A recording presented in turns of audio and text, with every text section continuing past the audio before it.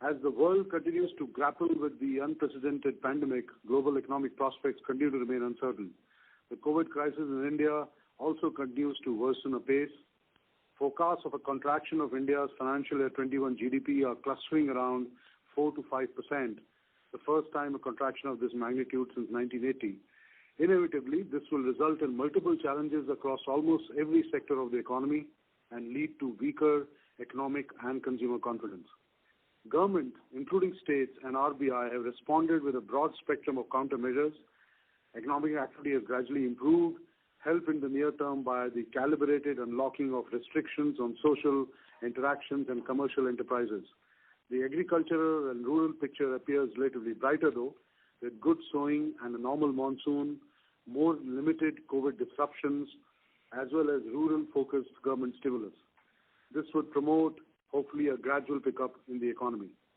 The recovery ahead is likely to be slow and gradual, and it is uncertain how quickly dislocations in labor availability and supply chains can be smoothened out. The large state economies, contributing almost 42% to GDP, which are more impacted by the virus, will go through multiple localized start and stop phases. This will continue to impact the ability of businesses across sectors to come back to pre-COVID levels. We continue to remain cautious and thus have been creating additional provisions and shoring up our provision coverage, maintaining adequate surplus liquidity, conserving capital, and prudently managing credit and operations risk. In response to the COVID-19 situation, we have fine-tuned our GPS strategy and launched various initiatives to ensure we are well prepared and are among the earliest to capitalize on the opportunities that present themselves. We have initiated around 20 projects aligned to our GPS framework, but with more near to medium-term outlook. These projects put conservatism and sustainability at the core to drive profitable growth within appropriate risk frameworks. We continue on our journey of being a more prudent and conservative franchise. This is demonstrated through our actions quarter after quarter. During the current quarter, we have done the following three things to continue to move the needle. One, changes in accounting policies related to fee recognition. Second, increase in provisioning on standard investments, red flagged accounts, and COVID-related provisions. And third, conservative stance on interest recognition for net interest income. With these changes, we believe we are now at the conservative end of accounting choices. The aggregate impact of the aforementioned changes on quarter one financial year 21, PPP and PBT and PAT is rupees 307 crores, rupees 660 crores, and rupees 513 crores respectively. Puneet will later in the call explain these changes in further detail. In these uncertain times, our balance sheet strengthening continues. The cumulative value of provisions, additional plus COVID-19, aggregates to over 6,898 crores. This number as of March 20 was 5,983 crores, implying 1.56% of our standard loans. Over and above, our provision coverage ratio improved to 75% as of June 30, 2020, from 69% as of March 20. On an aggregated basis, if we include specific plus standard provisions, plus additional provisions, plus our COVID provisions, our provision coverage ratio stands at 104% of GNPA as at June 30th, 2020. Our capital position is strong and the bank is well capitalized with a capital adequacy ratio of 17.47% and CET1 of 13.5% as on June 30th, 2020. However, we continually evaluate various capital raising initiatives from time to time for our business. We have an enabling resolution from our board, pending approval from our shareholders, that will allow us to raise funds over the next 1 year. During the quarter, we have continued to strengthen our management team.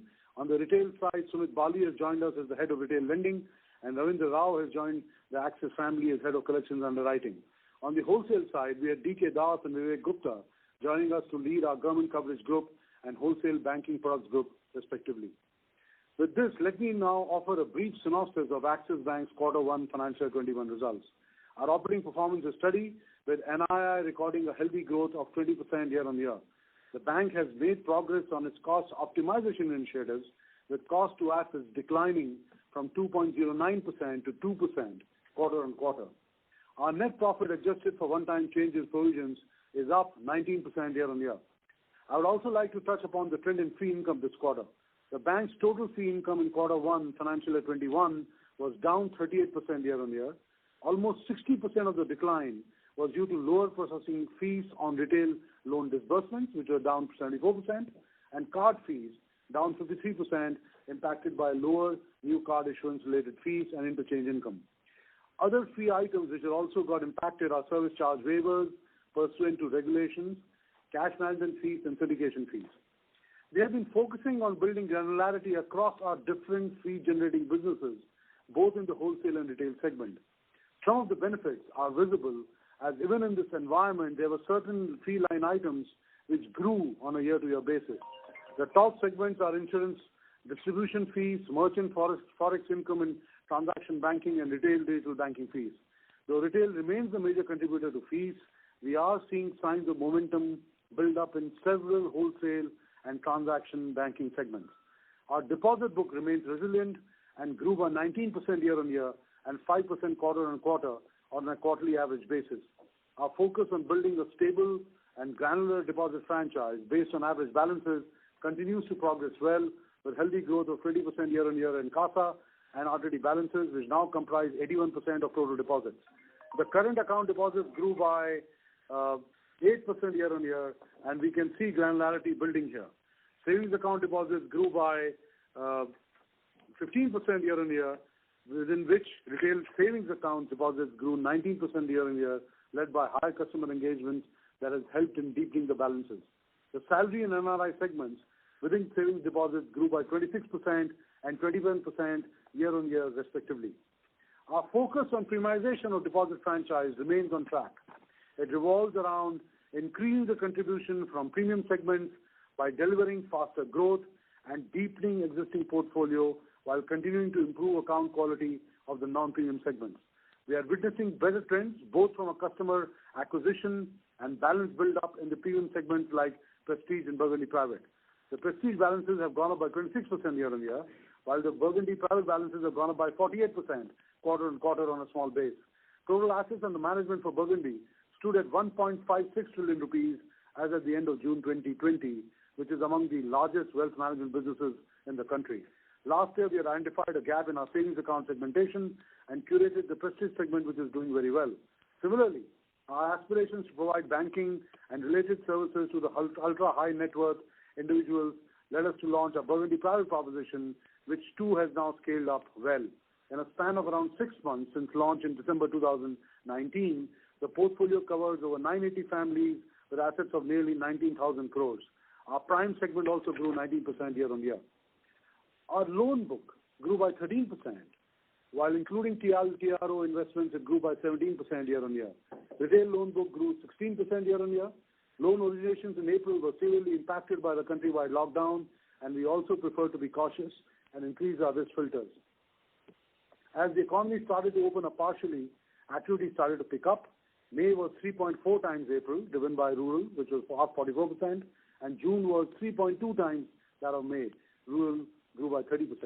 Overall demand in smaller towns and regions is recovering faster as compared to metro and urban cities. However, activity levels in the economy still remains below pre-COVID levels. Our June 20 disbursements in home loans and personal loans were 68% and 37% of last year, clearly reflecting the incremental growth coming from the secured book in line with our strategy. One of the important strategies for the bank is the Deep Geo project, which is an asset-led strategy for the bank in semi-urban and rural geographies. June rural disbursements were at 90% of last year levels. Corporate loan book, including TLTRO, rupees 18,000 crores, grew 26% year-on-year. Disbursements, including TLTRO, grew 62%. Our top 30 loan disbursements during the quarter were spread out evenly over all 3 months, 2/3 of which were short-term working capital loans, 20% related to CAPEX, rest refinancing and general purpose loans. The disbursements were well diversified across sectors. We continue to leverage on our long-term relationship with better rated corporates that has resulted in strong 77% and 13% growth in loans to AAA and AA rated clients respectively. 82% of our outstanding loans now are A- and above. Further, we have added 52 new relationships during quarter one, spread across strategic clients, large corporates, mid-corporates, MNCs, and government coverage group.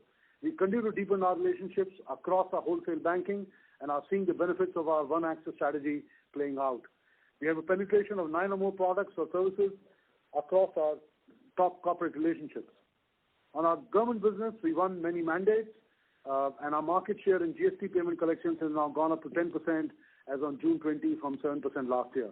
On the SME side, we have been cautious in growing the book in the last couple of years and are entering this challenging period with a much de-risked book. It is 88% secured by hard collateral and 91% self-funded, with 76% of outstanding being working capital loans and 55% qualifying for PSL lending.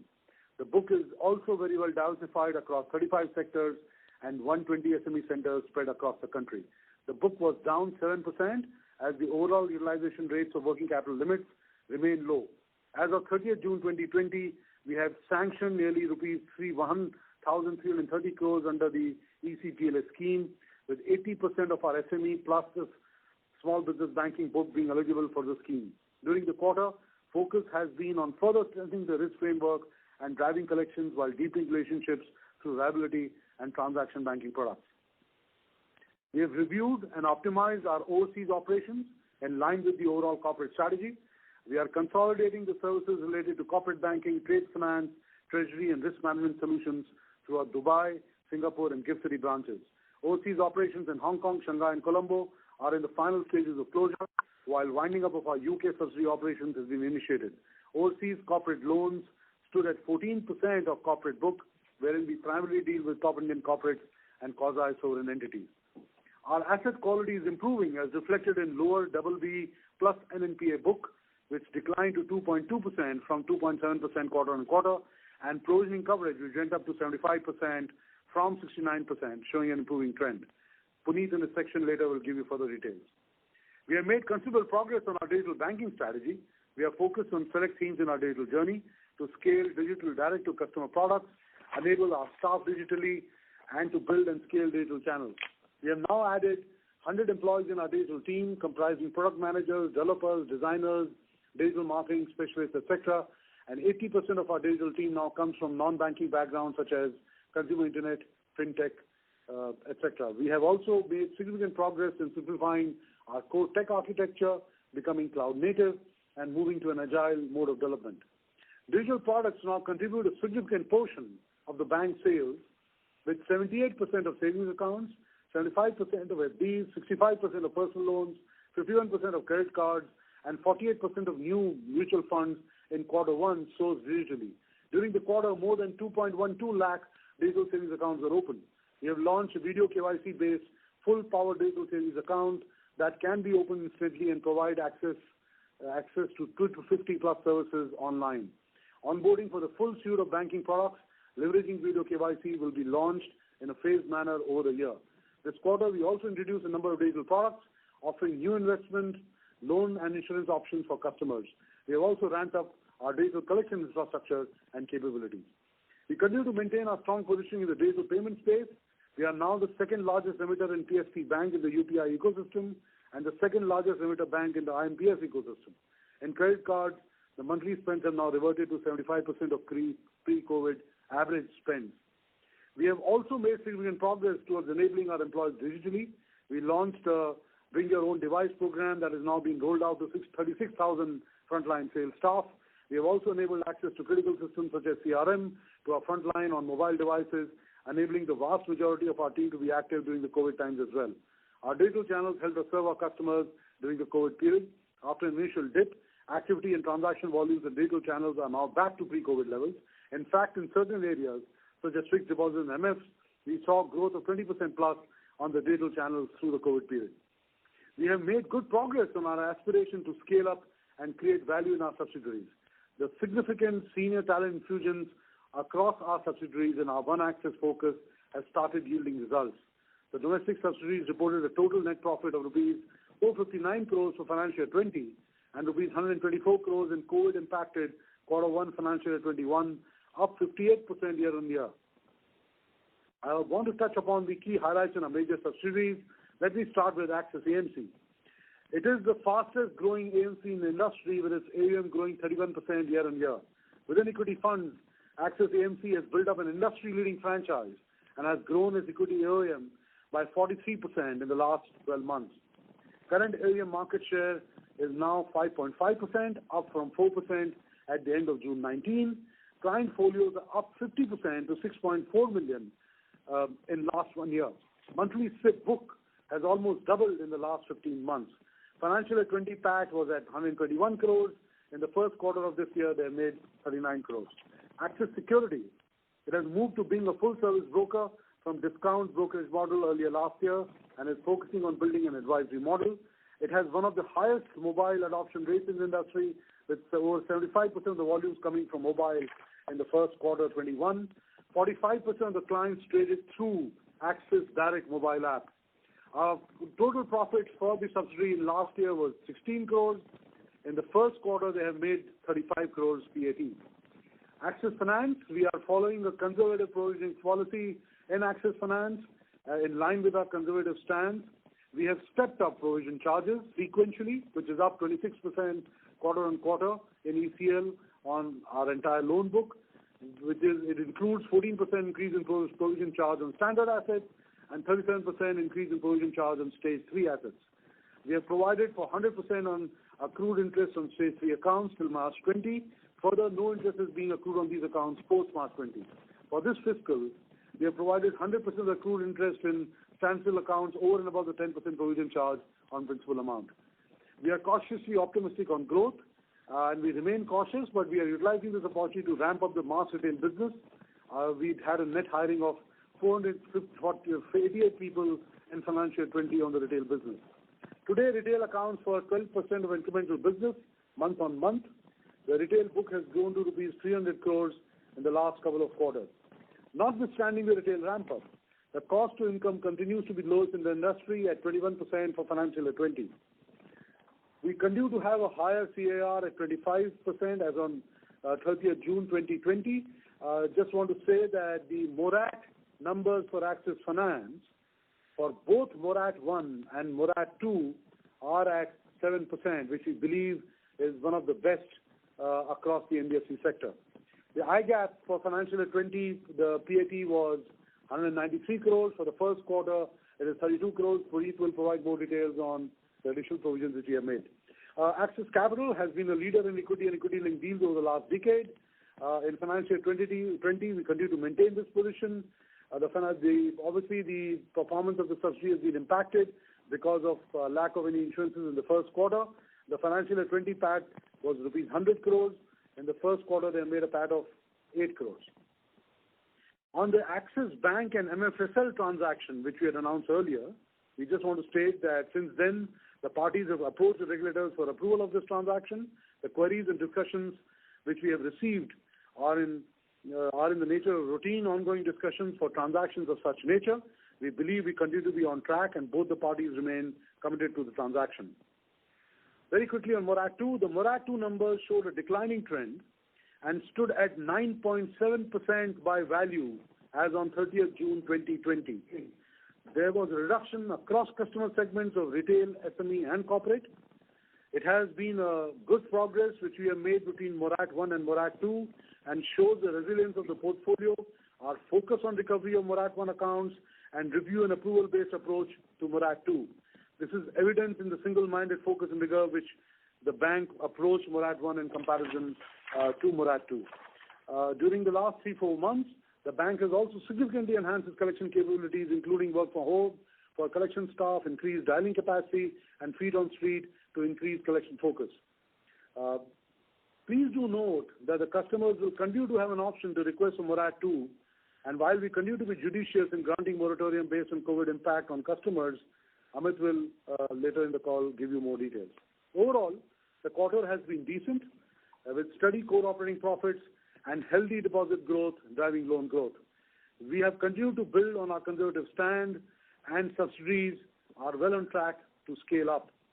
There are going to be few challenges for the sector related to surplus liquidity, muted loan growth due to economic contraction and general risk aversion and asset quality. In such an environment, large banks with healthy operational performance, strong balance sheet and capital position, superior operational capabilities and digital powers are better placed to withstand the challenges. We as a bank have quickly adopted to the new normal and have transformed the way we bring in greater efficiencies. We are confident of emerging from the crisis stronger and remain committed to achieving our medium-term aspirations. With that, let me hand it over to Amit to take you through the bank's risk segment in detail. Thank you, Amitabh. Good evening, everyone. Let me now give you some risk insights into the portfolio. Strengthening the risk management framework over the last 18 months has actually helped us through these unprecedented times. Recalibration of the risk appetite, separated underwriting operations from business segments, prudent policies, raising the credit filters, extensive stress testing, and proactive risk interventions all began during the pre-COVID era. We mentioned this in the last call, but just to reiterate, the bank entered this phase on the back of improvement in the corporate book, continued cautious outlook on the SME business over the last 12 to 15 months, and strong performance in retail, evidenced by key risk indicators which are significantly better than industry and peer bank benchmarks. Our proactive efforts over the last quarter has only enhanced our ability to respond to the external environment much better and provides confidence to come out of this crisis stronger. Let me start with our strength in risk analytics. The bank over the years has invested heavily in risk analytics to build proprietary scorecards which continue to provide a significant edge in decision making. These scorecards based on internal and external data sources have performed significantly better than single model or standalone external ratings and scores. They continue to display significant from almost 2 to 3 times discriminatory power over external ratings and bureau scores across different segments observed historically. Specific to corporate, our internal rating models consider more relevant and recent information available across relationships, account conduct, and information specifically available to the bank than external agencies. Performance of these models have been tested historically and are statistically sharper than the external ones. Given the prolonged lockdown, we have introduced new analytical models in retail to calibrate both our sourcing and collection strategies on the retail side. COVID risk model incorporates current variables like conduct through moratorium, bureau information besides the existing risk models and is very effective in segmenting the COVID vulnerable population. The collection segmentation models incorporating payment rates, contactability in high risk and moratorium opted customers allows us to take targeted action to increase payment rate and resolution. Let us now look at each of the business segments starting with the wholesale portfolio. The wholesale banking portfolio continues to see significant change over the last 18 months with tightening customer selection and underwriting standards. Over 82% of the book is now in the rating category of A- and better. 95% of the incremental advances in the last 12 to 15 months were in the A- and above rating category, with 75% in the AA- and above category. We have reduced our concentration risk in the portfolio with exposure to top 20 borrowers as a percentage of Tier 1 capital now standing at 102%, which used to be over 110% in FY19. We continue to have a strong customer connect through this period to assess the impact of the crisis on the businesses, ensure recovery of moratorium 1 if they have availed it, and have a clearly defined strategy for each of them. Moving on to the commercial banking portfolio, which is basically the SME business, we continue to maintain a very cautious approach in this business, primarily due to the difficult operating environment over the last 12 to 15 months. Reflected in our portfolio having reduced by 10% over the last 1 year, in line with our cautious outlook. 87% of this book is SME 3 or better, which is the equivalent of A- rating. 88% of the portfolio is secured and balance is supply chain finance with linkages to large and well-rated corporates. This portfolio is very granular in nature with average ticket size of around 3.5 crores, spread over 35 broad sectors and geographically well diversified in over 120 locations across the country. The proprietary EWS, which is the early warning signals model, has been enhanced with new conduct and cash flow monitoring variables given the COVID environment to monitor the COVID impacted portfolio much more closely. This model using advanced analytics has been successful in predicting early stress in around 80% of the NPAs in the last 6 months. This helps the bank monitor borrowers showing stress well in advance for effective actioning, especially during these times. On the emergency credit line guarantee scheme for SMEs, the bank has been actively reaching out to all the eligible customers to provide customers funding through the ECLGS scheme. We have an eligible base of over 1 lakh customers with eligible loan value of 12,000 crores. And as of 30th of June, we have sanctioned close to 1,330 crores. The momentum has picked up since, and we have crossed sanctions of over 3,000 crores and disbursed over 1,100 crores under this scheme as of last week, with more in the pipeline. Let me now turn our focus to retail. Before we move to the portfolio insights, let me take you through our approach on retail through this period, and especially with respect to new acquisitions. The bank has been tightening credit underwriting standards over the last 12 months, given the market conditions pre-COVID. Commencing Jan, we have further strengthened the gating criteria, recalibrated our scorecards, and ensured enhanced front-end screening. We have pared our pre-qualified bases down to 20% of pre-Jan levels across product segments. Consequently, the new acquisitions were down by 80% in April-May from March levels across retail products. Post partial lifting of lockdown in some parts in June, there has been a marginal increase in acquisitions, primarily in the secured businesses of mortgages and rural lending. We continue to remain cautious in the unsecured products, and sourcing is restricted to existing bank customers with stringent credit filters. Coming to the overall retail portfolio, almost 80% of the retail portfolio is secured, consisting of mortgages, wheels, and the rural lending portfolio. Our retail unsecured portfolio is around 20% of the retail book.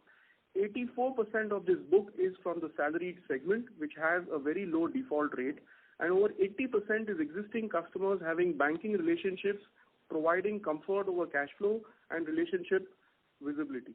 Over 67% of the salaried are from premium corporates, government, and MNCs, and a majority of them are corporate salary relationships with the bank, where we have, and more importantly, where we have not seen any significant job losses or salary cuts so far. We are, however, closely monitoring this portfolio in the coming months. Asset quality performance for 90 DPD is 10 to 20% better than industry for unsecured portfolio, and by 50 to 80% for secured portfolio, and better than peer banks across most retail products based on bureau information. Let me now provide you with a quick update on the moratorium offer. The bank has adopted an approach of recovery of moratorium 1 rather than the extension of the moratorium. Only customers impacted by the COVID crisis and through a review approval-based approach have been extended the benefit of moratorium 2. As Amitabh mentioned earlier, the total portfolio under moratorium as of 30th June is 9.7% by value. We extended the moratorium 2 benefit only for the retail MFI customers, given the profile of the customers, and this portfolio is less than 0.5% of the bank's total portfolio.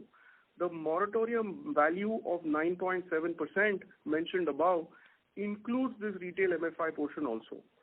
Just to give you some color around the moratorium, 90% of the customers in moratorium 2 are common from moratorium 1 across all the segments. The overall value reduction of portfolio under moratorium is largely due to the active customer connect of the relationship managers on the wholesale and commercial banking side, and focus on collections and recovery in retail. The borrower profiles of customers in moratorium are across all rating categories, industry, income bands, scores, and geography. Most customers opting for the moratorium are still trying to do that to protect cash flows and conserve liquidity in view of the continued lockdown in most parts. Around 78% of the portfolio under moratorium is secured.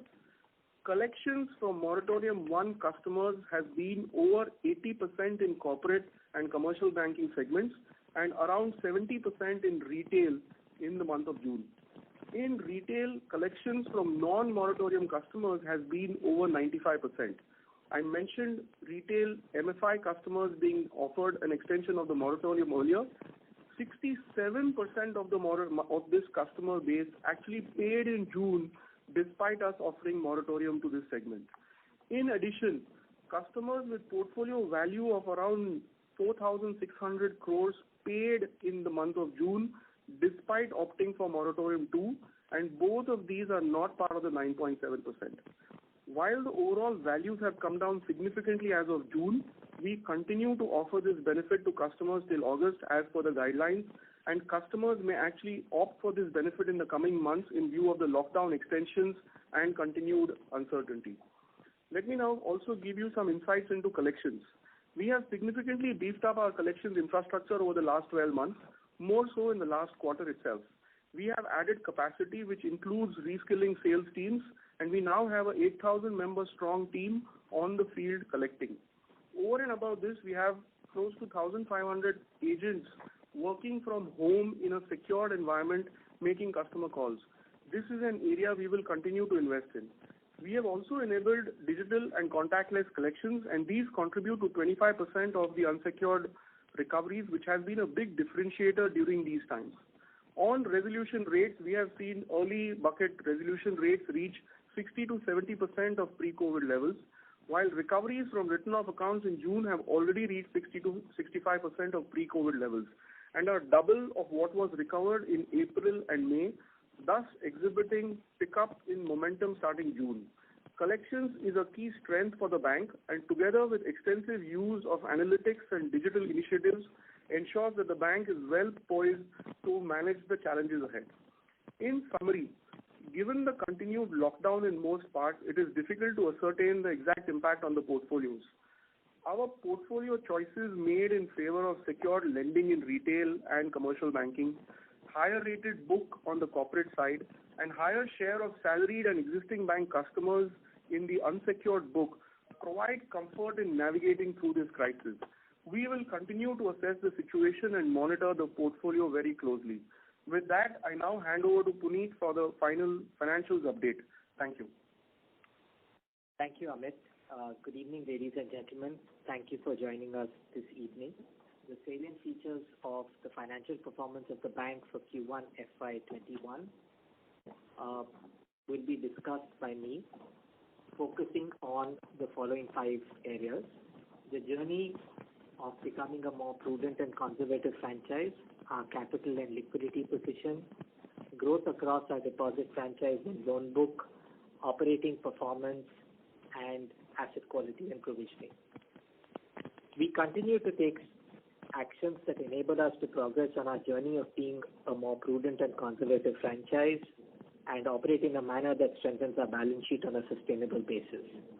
In that direction, we have taken actions in the current quarter across accounting policy changes, reserving on the NII line, additional provisions around COVID. Some of these have a bearing on our reported numbers and comparability to previous quarters. Prudence-driven changes in accounting practices. Our accounting practices were and remain fully compliant with the applicable accounting standards and the regulatory framework. In the current quarter, we reviewed our accounting practices and revised them to achieve more prudent outcomes. The broad areas where changes were implemented in the current quarter were fee and expense recognition and provision on standard investments and red flagged accounts. The bank had a practice of recognizing non-refundable fees upfront on letters of credit and annual fees on debit cards. During the quarter, the bank changed this practice from upfront recognition to amortization over service period.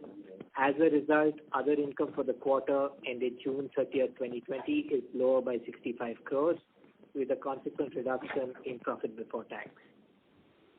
The bank continues to classify exposures as red flagged accounts in accordance with its prevailing internal framework. During the quarter, the bank has introduced incremental provisioning on such exposures based on a time scale and occurrence of predefined events. As a result, provisions and contingencies for the quarter ended 30th June are higher by 144 crores with a consequent reduction in profit before tax. The bank was recognizing net depreciation and ignoring net appreciation within a class of investments in its profit and loss account in accordance with the RBI guidelines. During the quarter, the bank has made 2 changes to its practice of recognizing depreciation and investment. The first change, the bank has elected to recognize net depreciation on each class of investments under the residual category of others, i.e. the category where we record mutual funds, PTCs, security receipts, etc., without availing the benefit of offset against another class of investment within the same category. To explain this better, illustratively, gains on mutual funds are not offset against, say, losses on PTCs. For standard investments classified as weak based on the bank's internal framework, the bank has elected to recognize net depreciation on such investments without availing the benefit of set-off against appreciation within the same class of investments that is permitted by RBI. As a result, provisions and contingencies for the quarter ended 30th June are higher by 209 crores with a consequent reduction in profit before tax. NII reserve. We have reserved derecognized interest in the quarter towards various items, including but not limited to future derecognition. I emphasize and reiterate that this reserving has been done on income on standard assets. I repeat, standard assets earned during the quarter ended 30th June 2020. This has impacted our NIM percentage by 5 basis points for the quarter. The cumulative negative impact of the aforementioned accounting practice changes and NII reserves for Q1 FY21 on operating profits was 307 crores and on PBT was 660 crores. I will guide you to look at slide 53 in the investor presentation that shows the performance for the quarter with and without accounting changes and NII reserves for ease of comparison. COVID provisioning. The bank has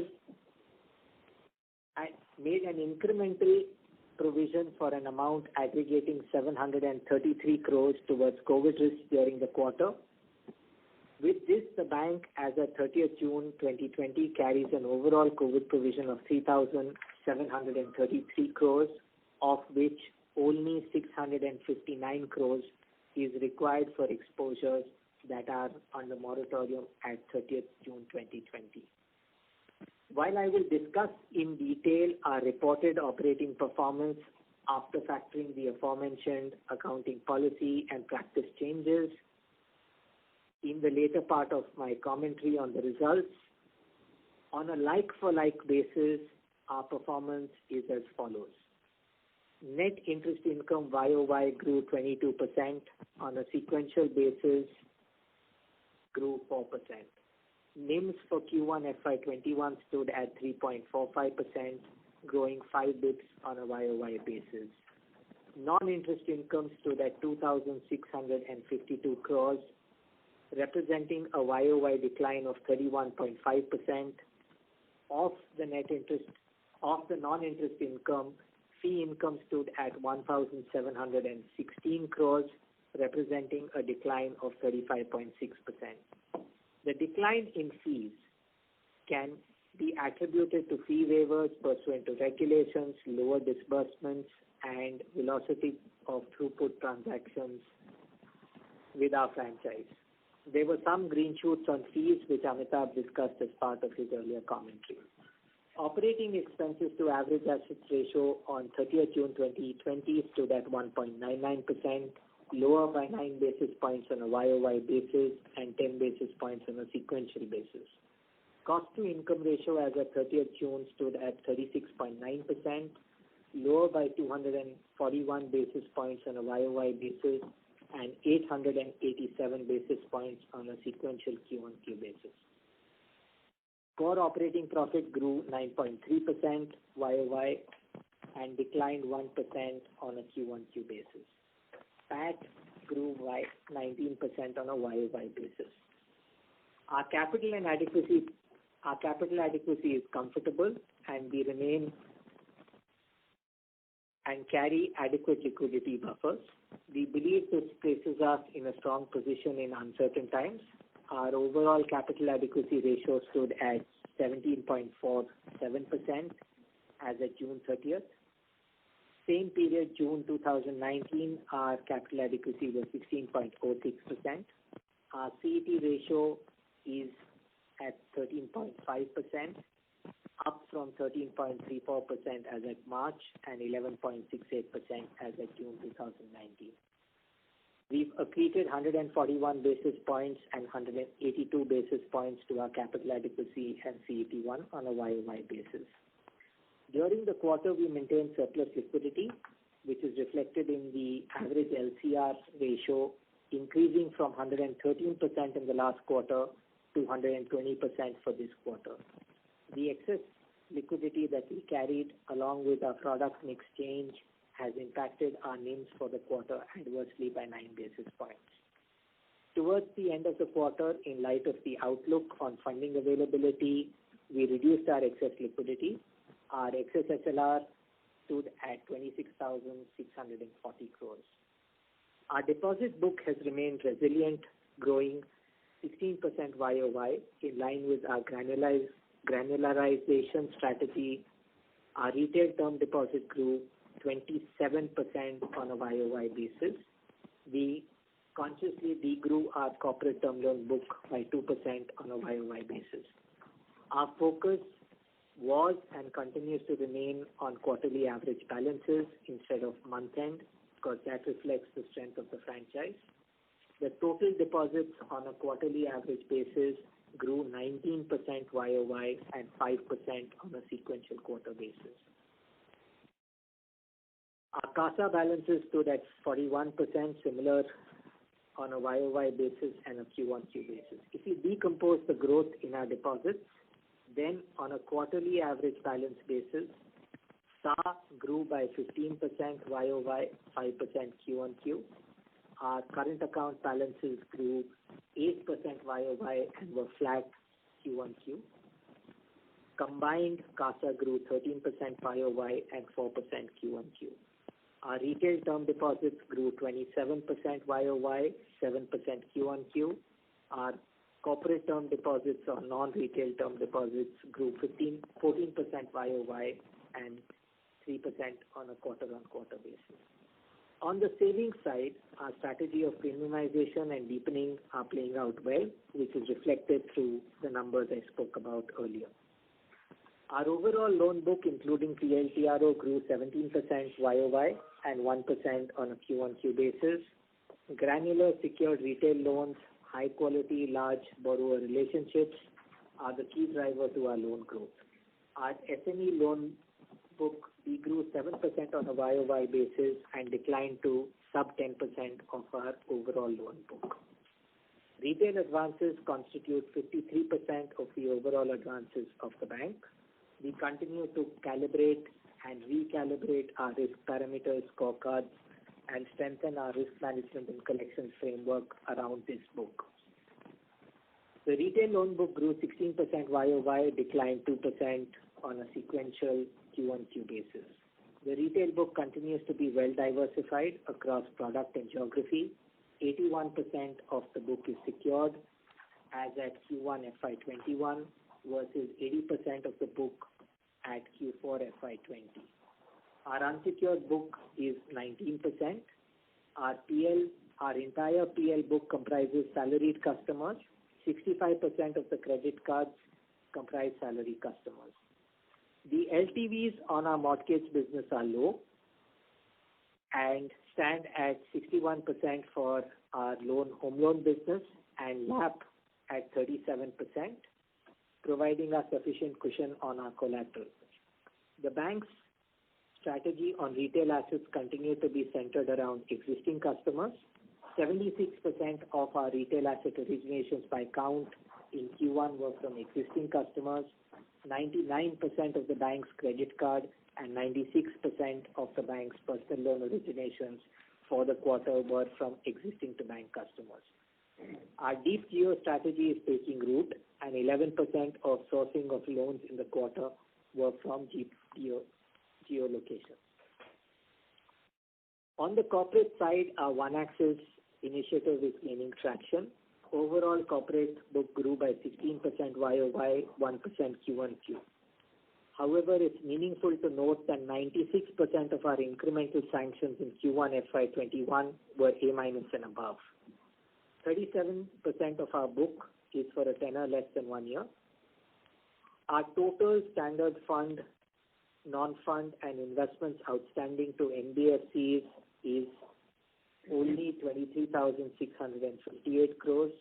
83% of the same is rated A and above, and none of them have been granted moratorium. Our MFI book stands at 5,097 crores as at June 30th. Our small and medium enterprises business, which is our commercial banking business, is 88% secured, well diversified, and with approximately 76% of the book being of short tenor. 91% of this book is self-funded.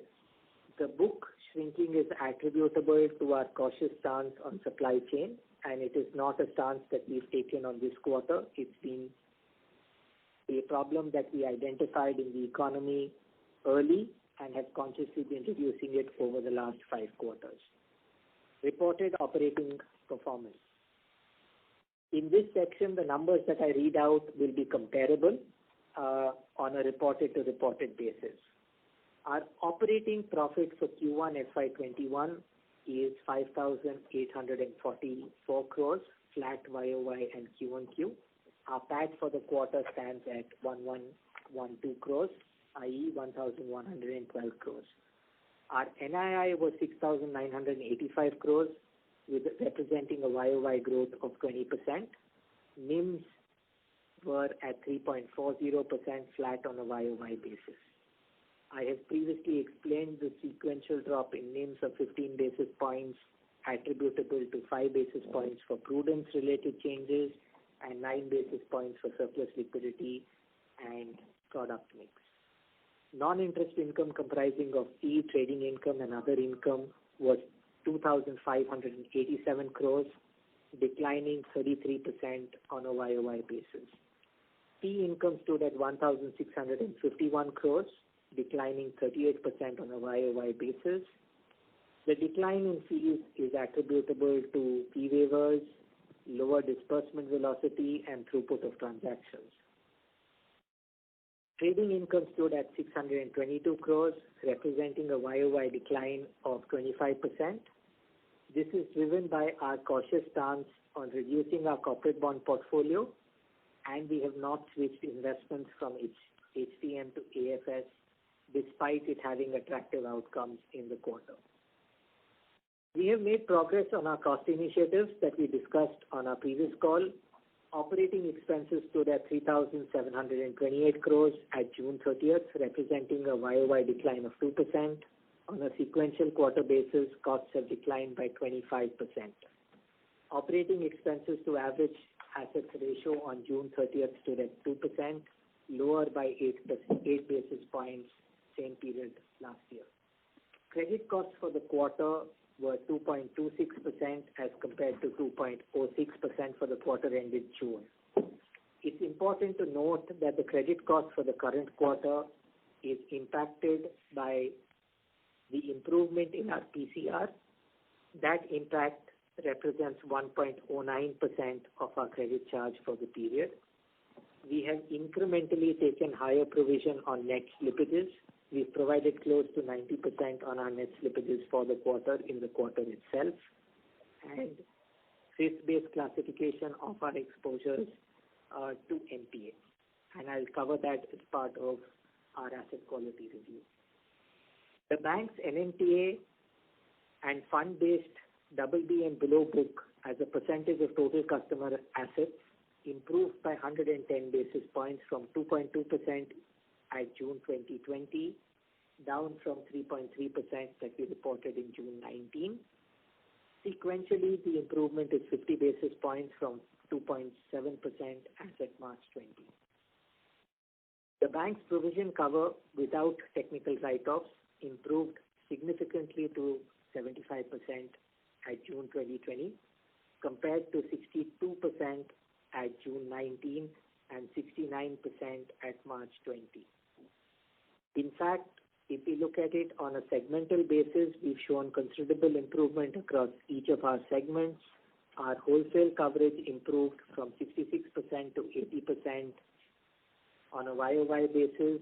Our CBG coverage improved from 49% to 54%, and our retail coverage improved from 53% to 63%.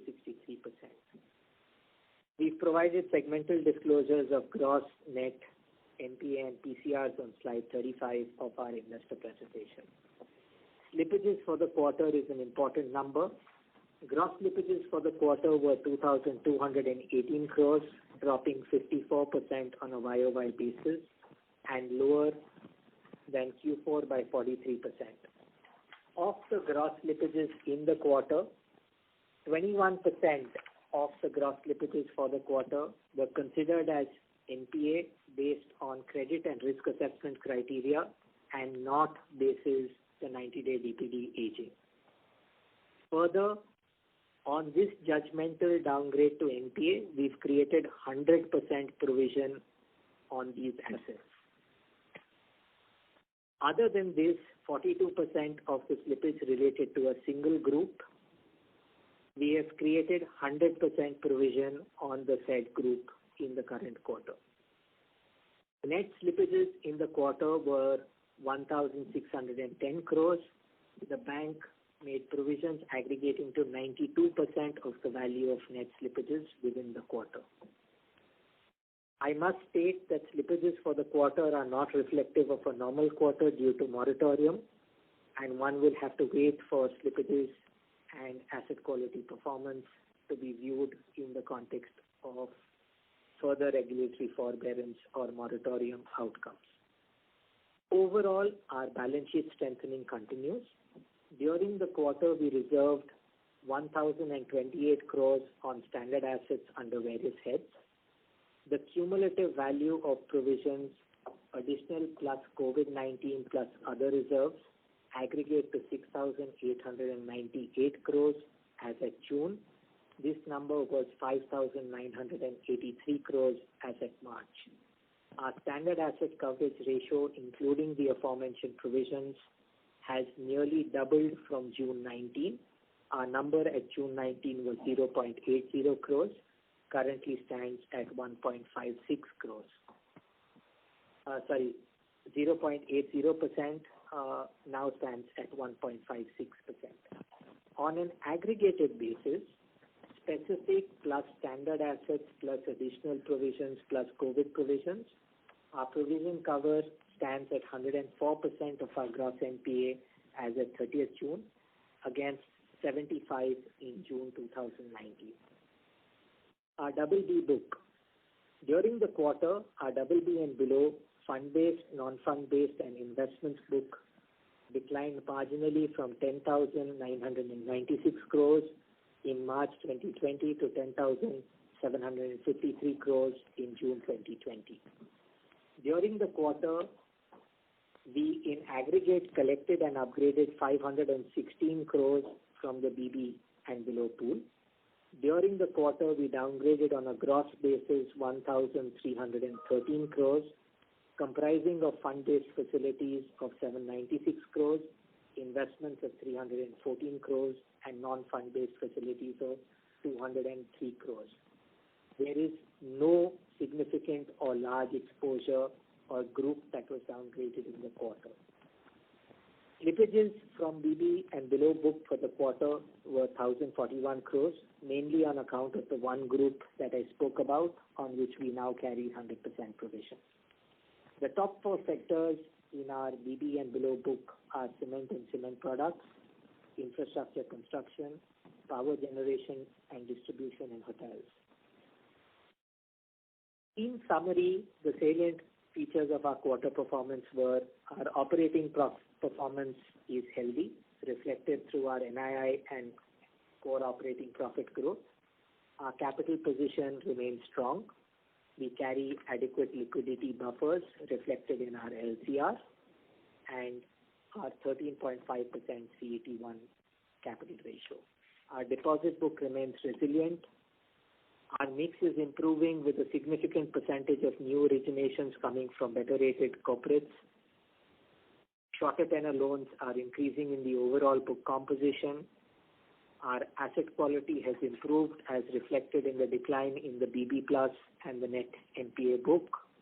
Our prudence is demonstrated through choices that we continue to make in de-risking and strengthening our balance sheet. Even insofar as our subsidiaries is concerned, Axis Finance carries meaningful excess provisions on its balance sheet and has a capital adequacy ratio of 25% with one of the lowest moratoriums in the NBFC space. We reiterate our stance of stopping guidance till clarity on COVID-19 emerges. With that, I come to an end of my comments. We thank you for your patience and would be glad to take questions. Thank you very much. We will now begin the question and answer session. Anyone who wishes to ask a question may press star and 1 on the touchtone telephone. If you wish to remove yourself from the question queue, you may press star and 2. Participants are requested to use handsets while asking a question. Ladies and gentlemen, we will wait for a moment while the question queue assembles.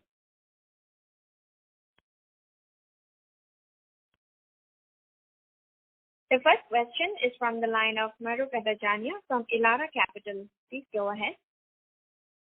Yeah, hi, congratulations.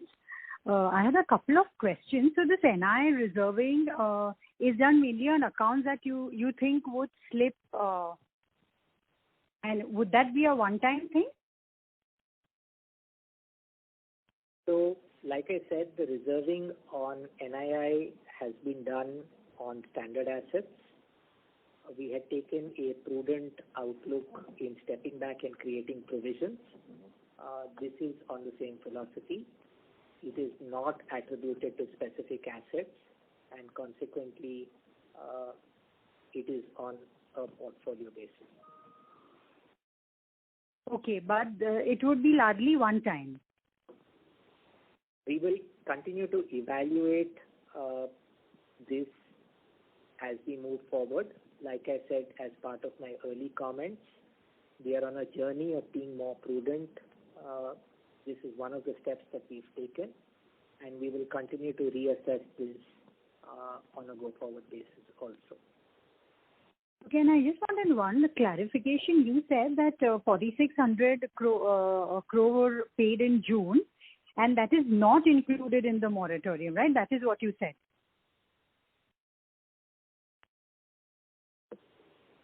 Sorry, I did not hear the question. 46 billion by value of loans paid in June. Was that or wasn't that part of the moratorium?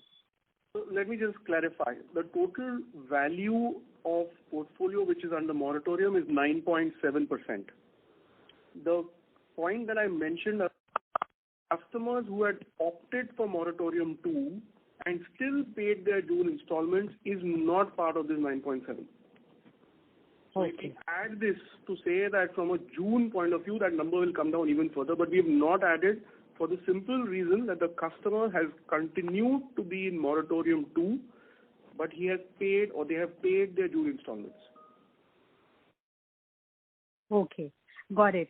And just one more clarification that today Indiabulls filed their shareholding pattern, Indiabulls Housing, and your name appears as a new shareholder with 1.1% stake. So any comment? Yes, give me 1 minute.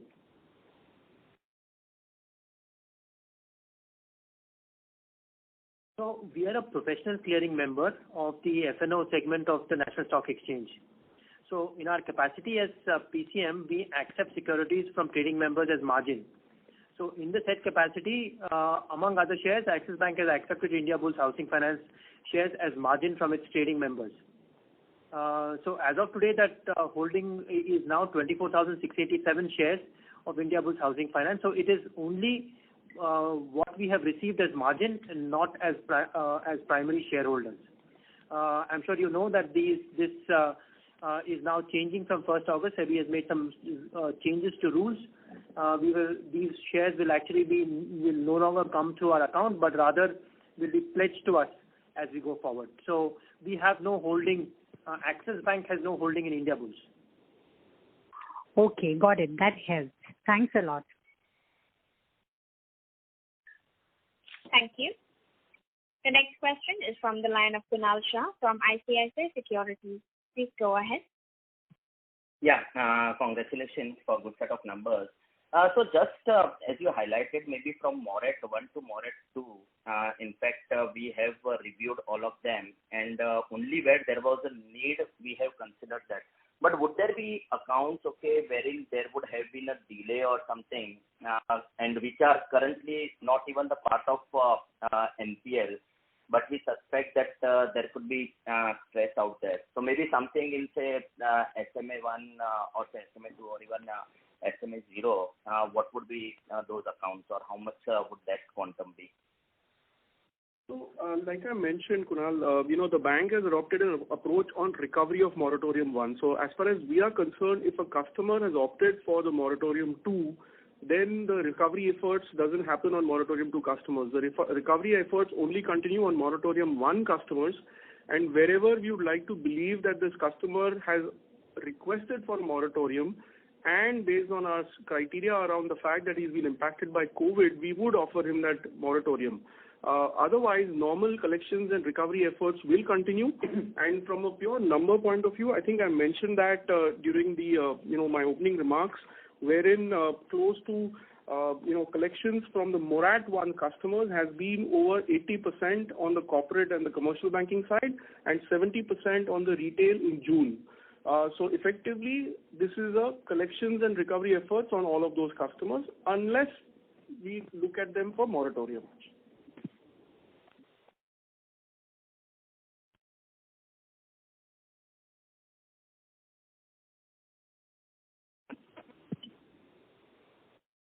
Thank you. The next question is from the line of Shagun Verma from Goldman Sachs. Please go ahead.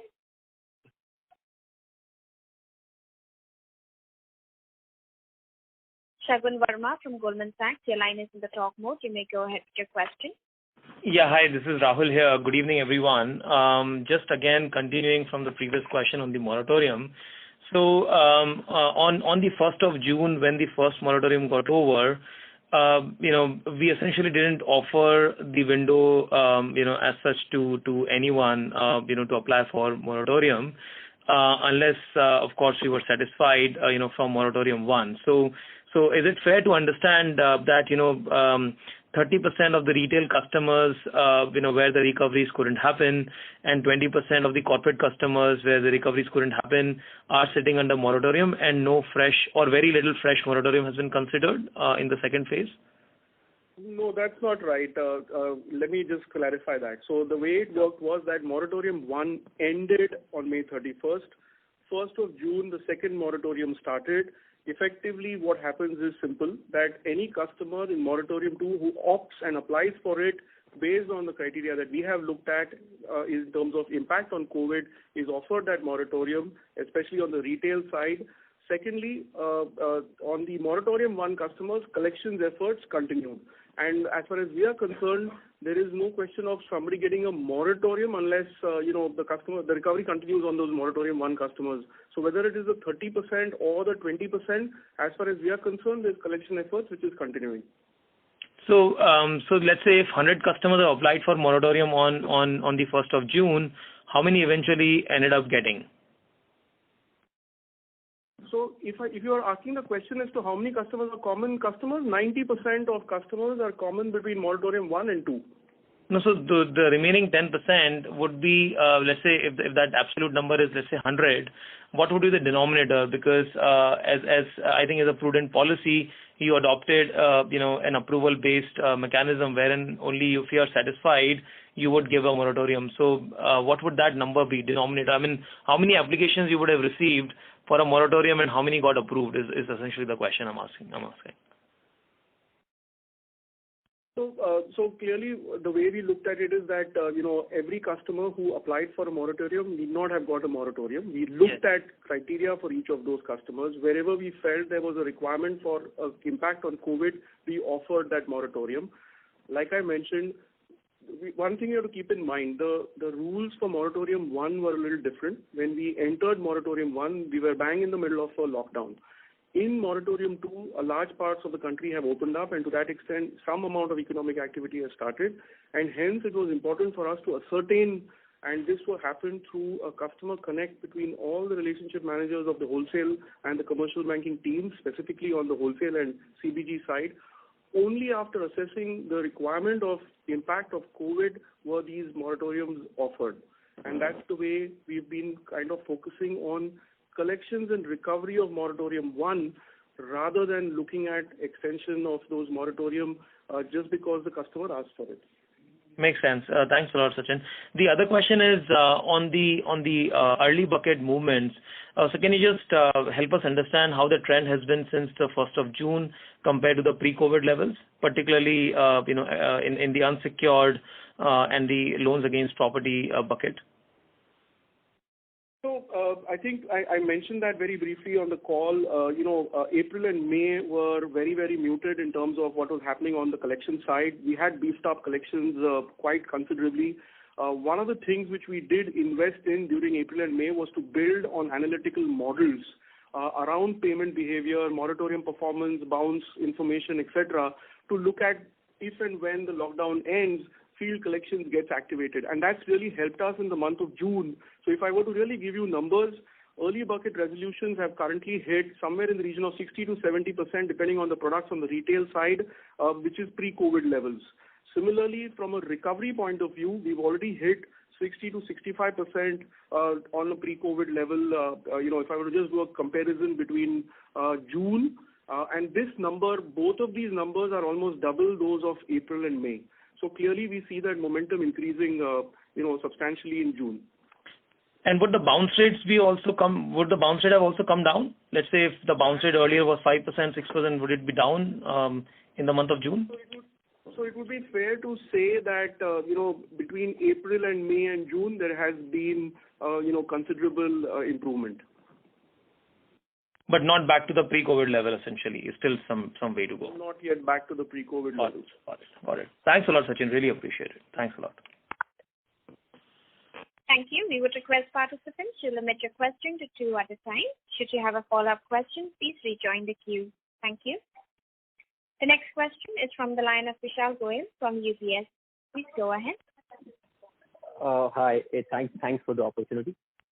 Just quick question on this Morat book of 9.7.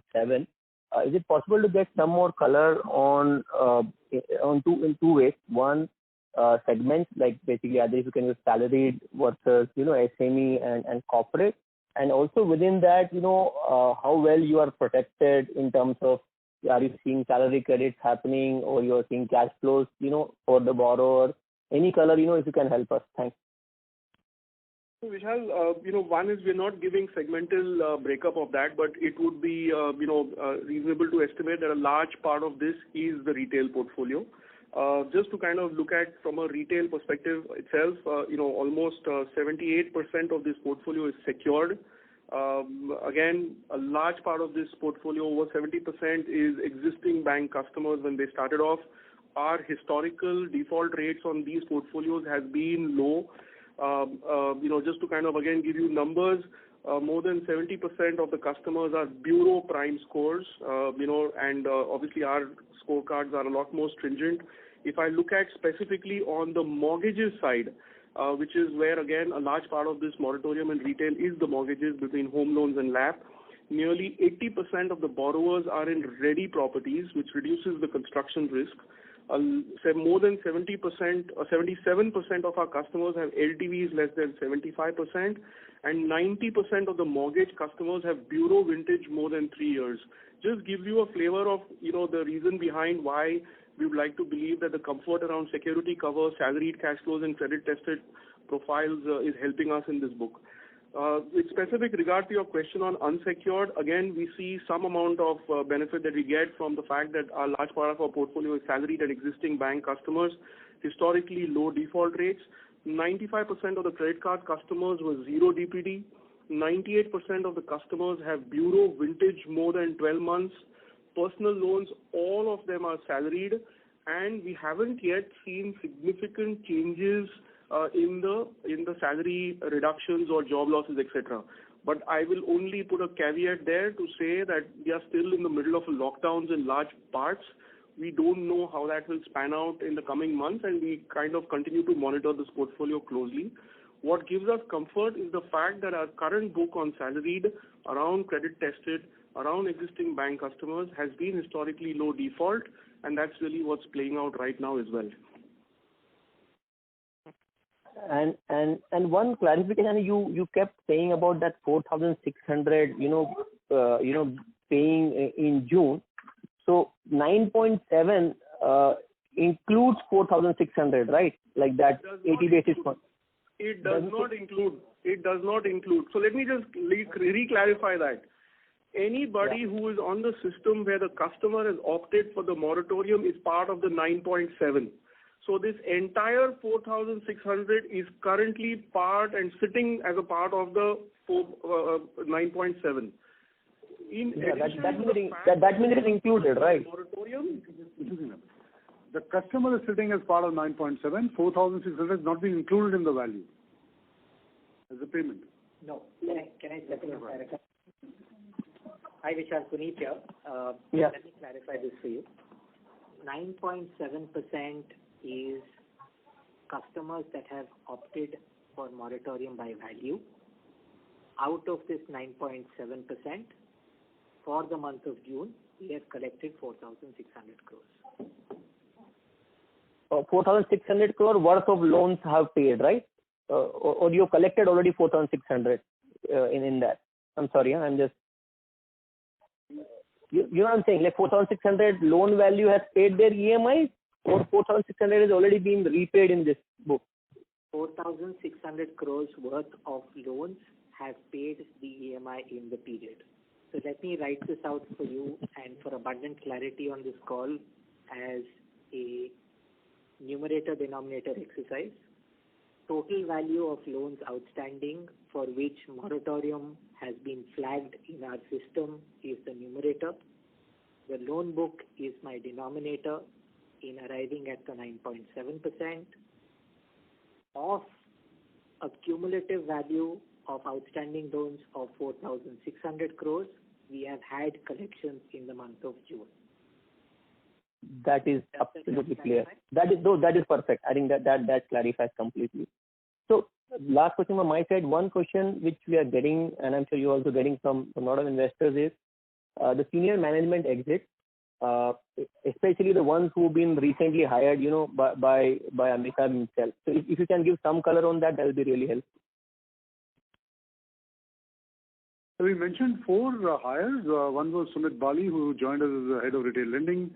One was Ravindra Rao, who came and did collections. We had lost these 2 positions in the last quarter.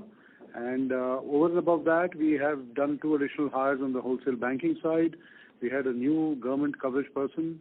The existing government coverage person is no longer with us, and he's DK Das, who comes to us from TCS. And then we have Vivek Gupta, who's joined us as head of wholesale banking products, who has joined us from ANZ Grindlays. That's part of our normal exercise now. We'll keep hiring the right kind of talent across the industry wherever required. If we believe that adding them to our set of senior management will allow us to reach our strategy faster. So that process will continue. You will continue to hear Axis Bank adding to this bench strength if and where necessary. So that's regular exercise for us now. Sorry, maybe I can take it offline. Amitabh, I think the question is that why people are leaving. I'm sure you have a lot of ability to hire people, but what is causing people going out? Is it like is it that too much pressure that they can't handle, or there are some other personal reasons for that? You're giving me answers already in your question. So no, I don't think it's nothing to do with that. I think in some cases we have had some very specific personal issues, and people had to find or look for other alternatives because of some specific personal issues they might have. In some cases, people have moved out because they have found an alternative or an opportunity outside which they thought could potentially be bigger in the long run. People have worked and served Axis for a long period of time. Yes, obviously, with the strategy which we are driving, there is additional pressure, and there is also a clear movement in Axis on meritocracy and transparency. And in the process, some people will align to it, some people might not align to it, some people will be asked to go. You will have all those combinations there. And we will be relentless in pursuit of our strategy, and we continue to hope that people will continue to get aligned to it. And if some people are not able to do that, we might end up losing some people. So that's part of normal corporate life. We need to get used to it. Our only good news is that we have now enough bench strength and we can absorb some of these people leaving now. And that does not change the momentum, that does not change what we intend to do, and that does not change our ability to hire also. So I guess it's part of normal corporate world we live in. Thank you. I would request Mr. Goyal to rejoin the queue. The next question is from the line of Udit Gadia from Khazanah National. Please go ahead. Hi. Thank you for the opportunity. In the last call, management had mentioned that based on stress testing, that we don't see the need for the capital at that moment.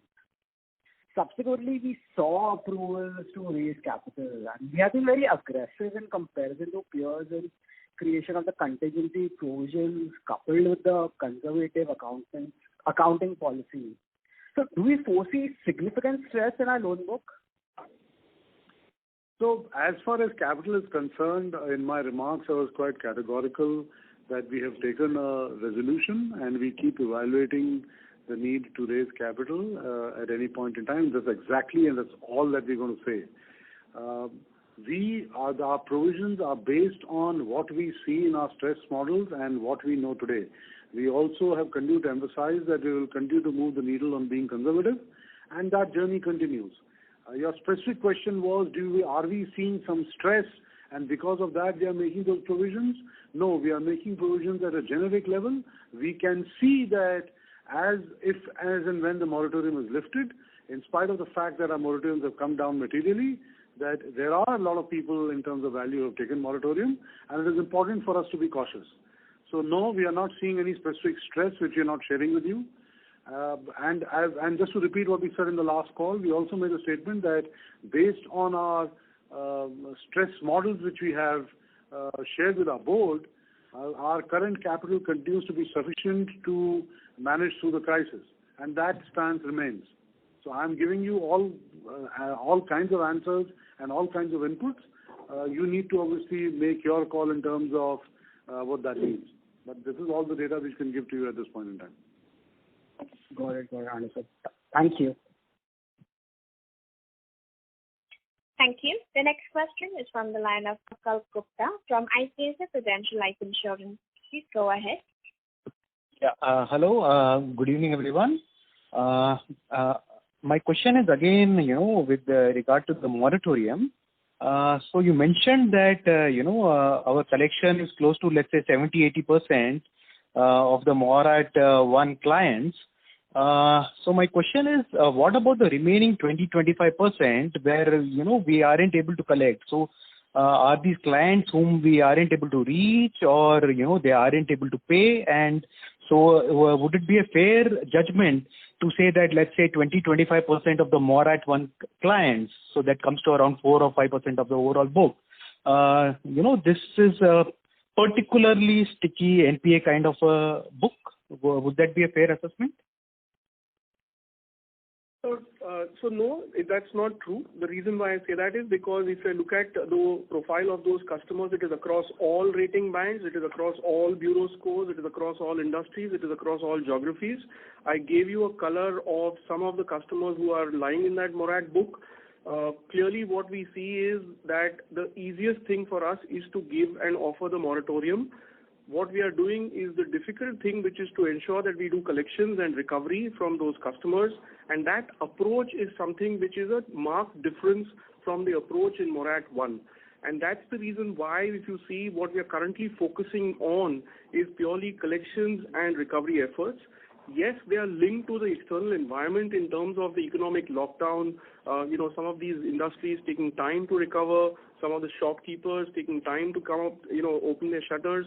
So all of that is reflected in what's happening on the ground. And as far as we are concerned, our collections and recovery efforts continues even for those customers where we have not given the moratorium.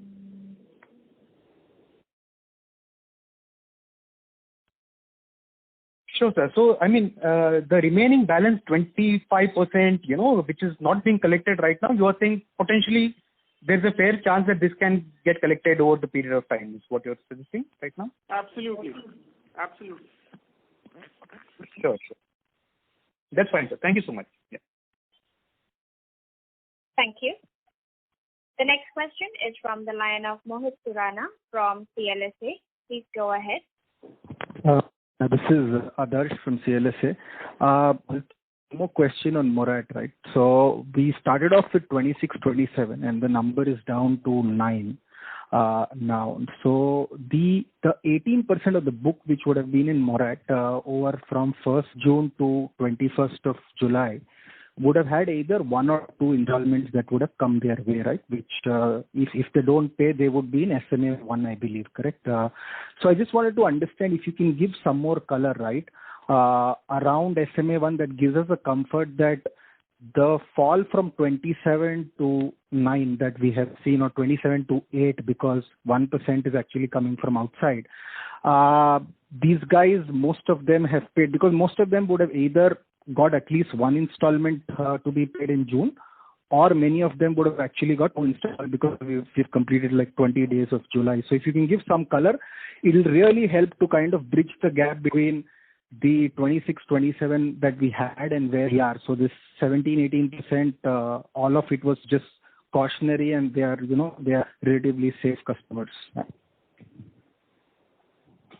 So let me just give you some of the, I think I mentioned that in terms of the fact that a large part of it is related to collections and recovery of these customers. A lot of them are still conserving capital, cash flows, and conserving liquidity. Even in our retail books, for example, we see large portions of customers where salaries coming, they're still, ensuring conserving capital and opting for moratorium. We are being a little careful with offering some of these customers moratorium. So from a collections and recovery of the balance portion, and I think I mentioned that earlier as well, is that as far as we are concerned, if the customer is not impacted by the COVID crisis, we will continue and collect and recover from these customers. And as far as we are concerned, if these collections and recovery efforts, as far as we are concerned, over a period of time, based on how the lockdown lifts up and the collection efforts, activity commences in a lot more, sustained manner, we will collect from these customers. Puneet, you want to just add? I think. No, I want to like. Hi, this is Puneet here. Let me give you a specific answer to your question. Yeah. As of 30th June, yeah. 2020, yeah. our SMA2 reporting to CRILIC yeah. was less than or equal to 0.4% of our book. Does that address your concern? Sorry, can you repeat that? I didn't catch the number. As at 30th June 2020, yeah. our reporting to CRILIC, yeah. CRIL-C, yeah. for SMA2 book was less than or equal to 0.4% of our total loan book. Puneet, what will really help in this case, because June would have been only 1 month, would be pre-COVID SMA 1 to pre-COVID, like Feb or December SMA 1 to SMA 1 in June end, right? Because by, you started for 18% of the book, the payments, if you're not in Morat, started only in June, right? So essentially you could have got tested only for, you could have been due maximum for 1 month, right? At best, for example. So SMA 1, any sense, that will be more useful than SMA 2 in this case. So let me clarify two things to you. I think in terms of the analysis, the SMA 2 would be equivalent, because if you had aged going into the moratorium, you will come out of the moratorium with the same aging. Okay. Technically, SMA 2 would be 60 plus. Yeah. And therefore, if I went into moratorium at 30 plus, yeah, I would have come out of moratorium at the end of the month at 60 plus. Mm-hmm. And that's the number I'm giving you, which is 0.4% of total loan book. That's Mm-hmm. good proxy of where we stand. Mm-hmm. Insofar as your other ask for data point, currently we are not sharing the SMA 1 number. I think sorry, this persisting here, the only reason to ask this is, while I understand that, and it's absolutely correct that the bank should be offering customers moratorium where, you can at least sense from activity level or cash flow level that they don't need one, moratorium. What I'm just trying to understand is, in your need to be a little choosy about who you want to give, some of this 18% could end up becoming, could end up slipping over the course of the next couple of quarters. So I just want, if you can give, you have talked about 70-80% collection. But I just wanted to understand that in your opinion, would this 17-18% of book would be now, because they're not opted for Morat 2, be similar in asset quality, not a material difference versus the rest of the book, or we'll still have to test that? So you're right. We don't see it as materially different from our existing book to a large extent. And like I said, I gave you some color around what the book has been and the Morat performance of that book has been, etc.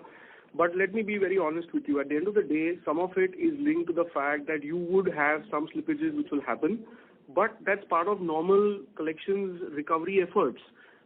By giving the moratorium, we are only delaying the inevitable. You rather get into collections mode quicker, and which is the approach that we have adopted in Moratorium 1 customers, and which is what you see. Will all of it slip? Clearly not. The profile, like I said, I think we mentioned that entering COVID crisis, the profile of these customers has been good. Even as of today, we see the profile of these customers has been good. I gave you enough data points around that. All we are saying is that today, because of lockdown, you could probably have some mismatches around field collections, some mismatches around customers not able to pay up immediately.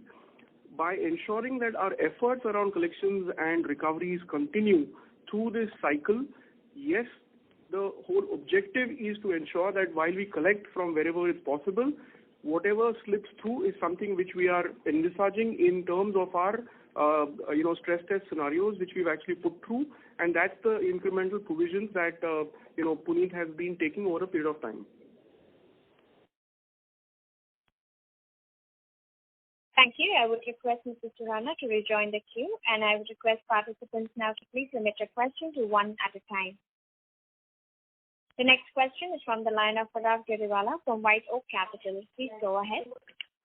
So continuing about the question on Morat, when you say 70% collection for retail and 80% for corporate and SE, are you referring only for that month of June, or are you referring from April, May and June? Whatever was due is what we are referring to. No, so due for the month of June? That's right. So effectively what happens is, if a customer was in Moratorium 1, effectively he did not have to pay any installments for March, April, May. His first installment after that period when he got out of moratorium started in June. That's the installment that we are referring to. Or similarly on the wholesale and the CBG side, if there was an installment due in the month of June, that's the installment, or if there was interest payments due, that's the payment that we are mentioning or we are referring to. Thank you. The next question is from the line of Jay Mundra from B&K Securities. Please go ahead. Yeah, hi, sir. Thanks for the opportunity. More or less same question here, sir. So the residual, the 1 minus collection efficiency, so 20-25% of the portfolio which was under moratorium in 1, they are now no longer under moratorium and they would be classified as overdue or standstill. Is that understanding correct?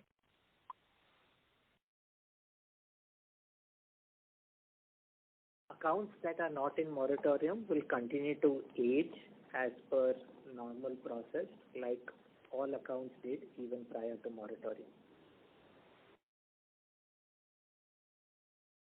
Thank you. The next question is from the line of MD Mahesh from Kotak. Please go ahead. Hi, just one question to Rajiv. Rajiv, you could just give us some color on how are you now looking at the balance of the corporate portfolio in terms of stress? Because you continue to see high slippages on that front. Thanks. So what we've been guiding investors towards is the BB book, which I think Puneet and team have put together, I think on slide 34 or 35. That gives you a good indication on where the risk sits at this point in time, which is I think a little over 10,000 odd crores. And in percentage terms, that's really come off at this point in time. Sorry, just to clarify that, see the problem which we have is that the book remains constant, but what comes in and goes out of the book remains very high, making it harder for us to understand that book in the first place. See, the way that this actually works is that the BB book is in a sense a live organism. So yes, there will be some stuff coming in, there will be some stuff going out, and there will be some stuff which is going to get upgraded / repaid as well. But on a net basis, when you're thinking about the portfolio on an incremental basis, that is the overall pool that you should be looking at. Thank you. The next question is from the line of Dhaval from Jefferies. Please go ahead. Yeah. Hi, this is Prakhar. Just wanted to check with you, this morat number of 9.7, is it like to like with the 25 to 28%, or the definitions are now wider than that one?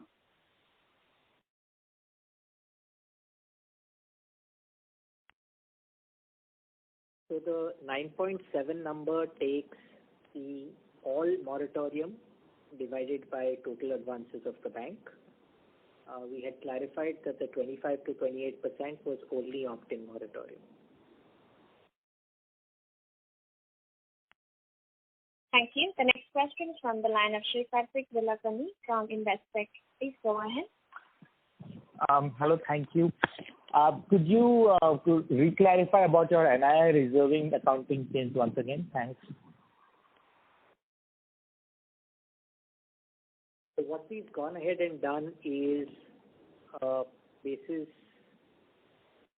we've gone and reserved interest income recognized in the quarter on standard assets on a prudent basis for potential future reversal.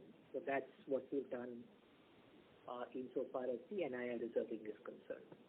That NII reserve will cover items like interest on interest, would cover future derecognition, contingencies, etc. It's a prudent provision that we have gone ahead and made insofar as reversals that may occur in the future. Would it be fair to say that this would be product categories where the interest rates are unusually high, like maybe an MFI or credit card, or is it across the board all products? Thanks. It is on the Axis Bank loan portfolio. It is not targeted to a particular product or a particular loan or a particular customer category. Thank you. The next question is from the line of Nilanjan Karkar from IDFC. Please go ahead. Hi, Rajiv, going back to an earlier question. What you want us to focus is the BB book. The problem is, the flows keep on, there are flows which keep on from let's say the BB book. That I think is the problem one, because the numbers are still fairly large. Can you clarify how should we look, or rather, would you want to talk a little bit about the BB book itself? So I think a couple of quarters ago we had guided that we thought that this book would sort of wind down sooner than later, but because of the fact that the situation is what it is, we had actually guided that this BB book, both in terms of number as well as in percentage terms, will continue to be where it is for longer rather than shorter period. So I think we will have to wait through some of these conversations that we've been having around moratorium and how the book will behave post-moratorium. But fundamentally at this point in time, I would continue to guide you towards BB book. I can add to what Rajiv is saying. What we are definitely seeing is that the size of exposures which are getting into BB are, forget about the amount, the total amount, but the size of exposure per borrower is definitely coming down slowly, gradually. That is the trend one is definitely seeing. Okay. Thank you. The next question is from the line of Pranav Tendulkar from Rare Enterprises. Please go ahead.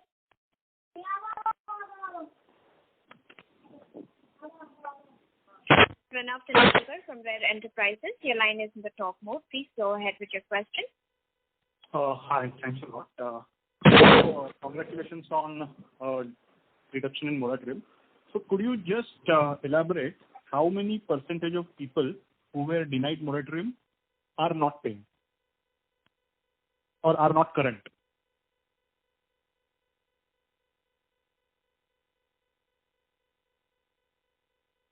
Hello? Hello? Yeah, sorry. So you're saying how many customers were denied moratorium have not paid? Is that what your question is? Correct. So out of say 27% that was previous year and 90% of them have continued. So remaining customers that were obviously out of moratorium, right? So out of those who are out of moratorium that are not present in current or previous moratorium are not paying or are not current as of June 30. Yeah, so the way we look at that number is that when we started off at a 70% number, that number will keep coming down, the 30% will keep coming down gradually as collections continues, right? So while we start off with 70% having paid moratorium 1, the balance 30% over a period of time will start reducing that number given the collection effort which is happening on the ground. Which is why the emphasis that I've been laying around the fact that instead of giving moratorium for those customers and happily sitting in that moratorium book, we are focusing on collections and recovery.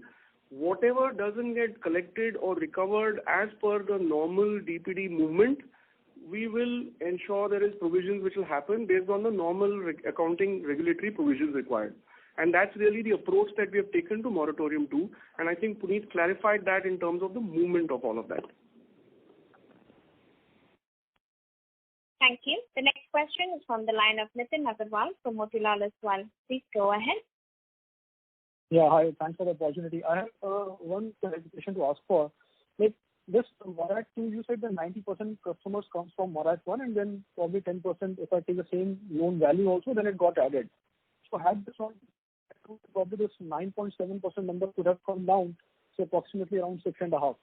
Is this a right assessment? And how do you differentiate in terms of probability to default between Morat 1 and Morat 2? Do you think the Morat 2 customers can be rated better than Morat 1? So let me just we didn't catch your question entirely, so I'll just repeat it for our understanding. Your question was in two parts. The first part of your question was, is Morat 2 customers of better asset quality than Morat 1? Right. And your second part of your question was that if we considered the 4,600 crores of customers on which we have been able to collect, will the percentage drop from 9.7 to 7.6, which is a computation that you have done? No, sorry. So what I meant was like because this number at 9.7, this includes 90% from Morat 1 and then 10% got added. So our original number of Morat was around 28. So if I work with 90% of that, assuming the same loan value, then probably 3% further reduction could have happened from the Morat pool. So I'm just asking this because the range that we are now looking at is very small, like it's now come down to single digit.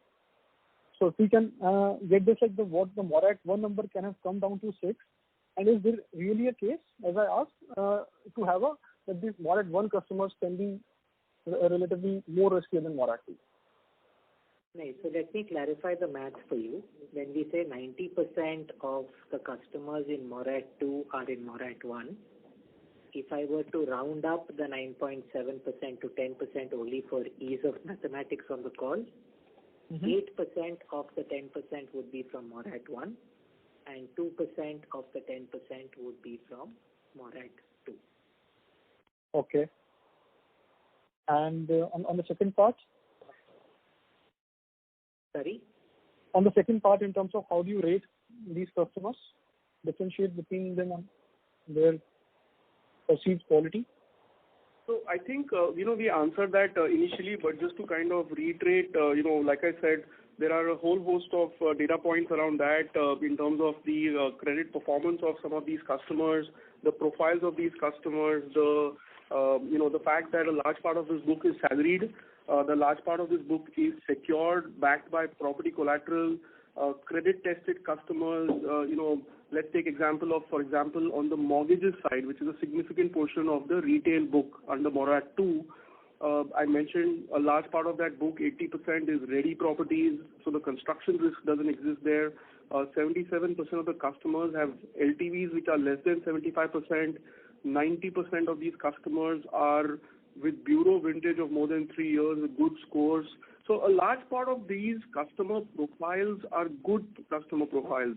And that's really what we would like to believe is holding the portfolio in terms of where we stand. Also, just to kind of give you a data point, a large part of the moratorium mirrors the portfolio in terms of existing to bank customers and salaried customers, where traditionally we've had low default rates on the retail side. The wholesale and the commercial bank book has dropped dramatically. It's a very small percentage of the new Morat 2. Thank you. Ladies and gentlemen, due to time constraints, that was the last question. I now hand the conference over to Mr. Puneet Sharma for closing comments. Thank you, ladies and gentlemen, for taking the time to join our quarterly results call. We appreciate your time and patience and the questions that you've asked. Abhijit would be happy to engage with you if you have any future questions. Thank you. Have a good evening and stay safe. Thank you. On behalf